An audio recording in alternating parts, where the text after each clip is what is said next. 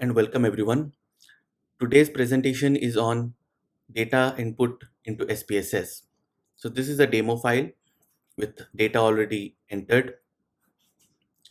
There are two views in SPSS. You can find it at the bottom. The first is the data view, which shows all your observations. The second is the variable view. It shows all your variables and how do you define them. Before entering data, it is always important to define your variables so that your data entry is proper. First is the name. So for defining the name of a variable, it must have no space. Say for example, you are entering the length of stay. You cannot enter length of stay as the name in SPSS. The name has to be without spaces because this is something which will be used in the mathematical calculations. So you can use anything, say LOS, but it is always better to explain the whole variable in the label. Label doesn't have any rules, you can write anything, and it must be something which will help you later and understand what exactly you have entered the data. For example, if you have entered LOS, it is better to write the full form or like length of stay. The next thing that you need to define is the numerical or string, the type of data you're entering. Mostly these are the types. The most common entered data would be numeric, of course, and this is the ones which will be later on used for the mathematical calculation. String can be things like the name of the patient or diagnosis or something like that. These things will not be interpreted. So mind you, if you are entering anything as string, that will not be interpreted later on in your calculations. The other important thing that you need to know is the date. So we have some dates over here. So the date can be defined here as any of this format. So it is always better you use one of these formats for your data entry. Otherwise, the SPSS will not recognize your data entry as a date, because based on this, it will do some calculation. For example, to measure the length of stay, I have to know when the patient was admitted and when the patient was discharged.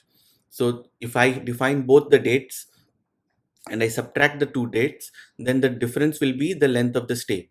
The SPSS can only do this calculation if you have properly defined your date. If you do not follow the prescribed format as given over here, the SPSS will not be able to detect and will not be able to do the calculations. So most importantly, you have basically three variables. The first and the most important is the numeric. The next is date and the string data. The next is the width. Width basically is the number of characters you can enter. It doesn't really matter because as you keep on entering the numbers, this width will increase. So it is not much of a concern. It will adjust as you are entering the data. Similar with the columns over here. Column basically is the width you are seeing in this columns. As you increase this, the column size will automatically increase over here. So it doesn't really matter, as you can change them more easily over here rather than doing it tediously over here. But the next thing is important: decimals. If you are measuring some data which has decimal points, it is always better to add decimals. Otherwise SPSS is going to cut off the decimal numbers after the decimal points. The next is label, which we have already explained. It is something which will explain your name. Next comes to the most important thing, that is the values. Values is very important,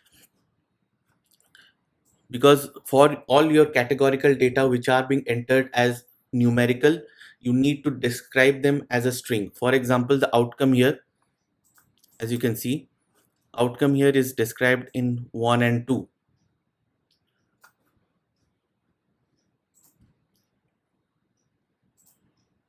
It is described in 1 and 2.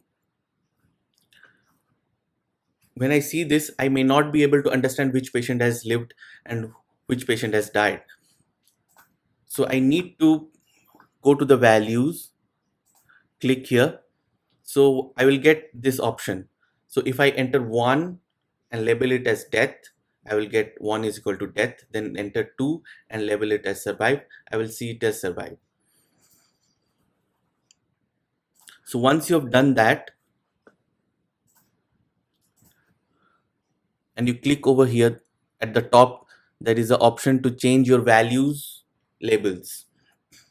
So if you click over here, the 1 automatically shows that it is death. So this you need to do for all the categorical values that you have entered.